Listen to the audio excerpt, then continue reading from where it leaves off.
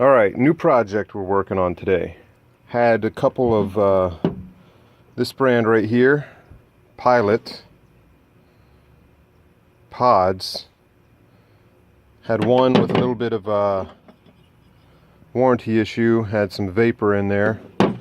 So I decided to give them a call, explain the issue.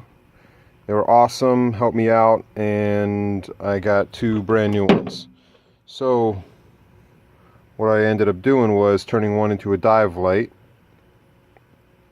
Decided that's what I'm doing with the others. Issue I ran into with them first off was I had this. See that? It's a spot pattern. And they sent me fog pattern. No big deal. I already have two spot patterns.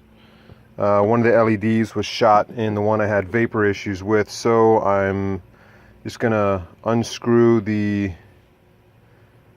6 retaining bolts right there and swap out the cones into the spots since it's the same exact thing.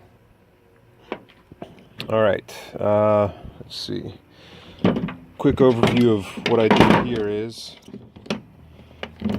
this is dive belt.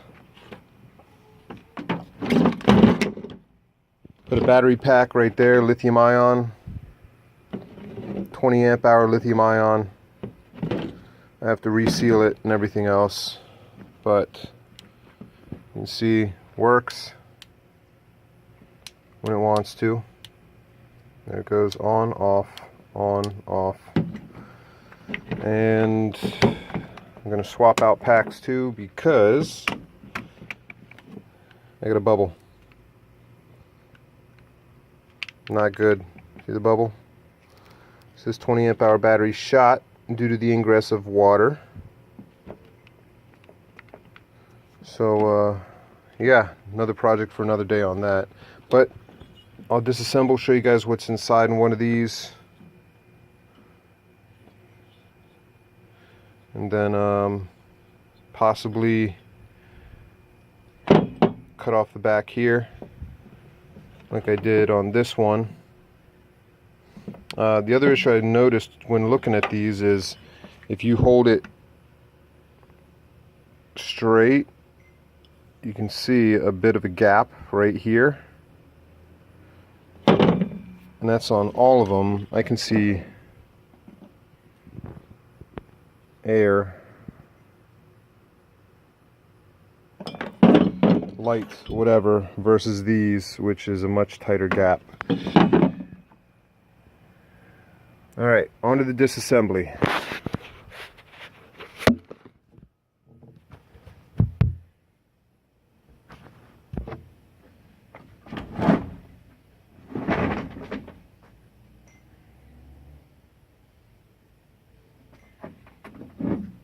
Pretty straightforward. If I remember correctly, it's 3 millimeter. Oh, 2.5. 2.5.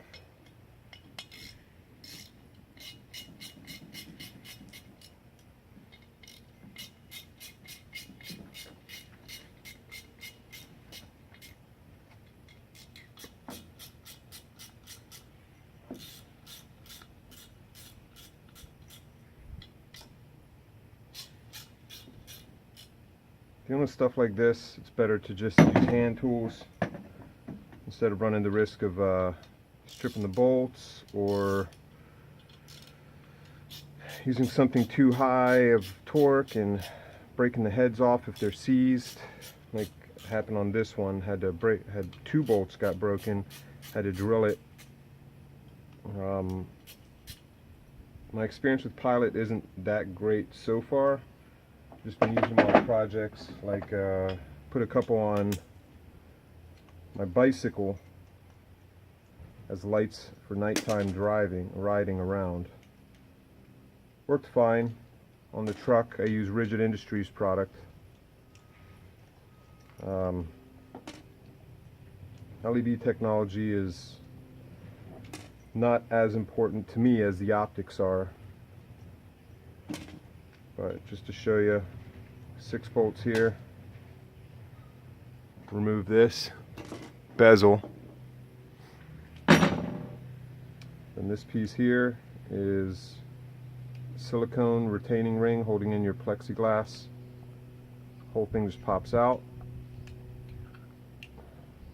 or take it apart individually. Single screw in the center.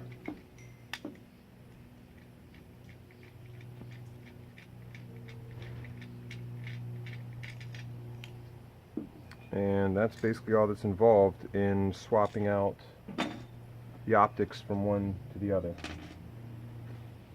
And again, you can see here, spot pattern versus a flood pattern, which you can see the texture of the cones in there. And then these 2 bolts here, or nuts, screws, whatever, are I don't want to say pointless, but to me they serve no real purpose. They actually pour. This one looks different. In this one, it seemed, this one right here, when I took these off and actually looked, it appeared that this whole piece had been epoxied in. Maybe it's something new, maybe not, but when you take out these 2, nothing spectacular happened on the other one. Let's see. 1, 2.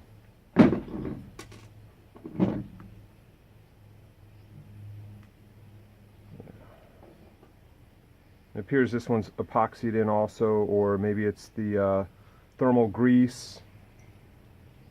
Not sure, but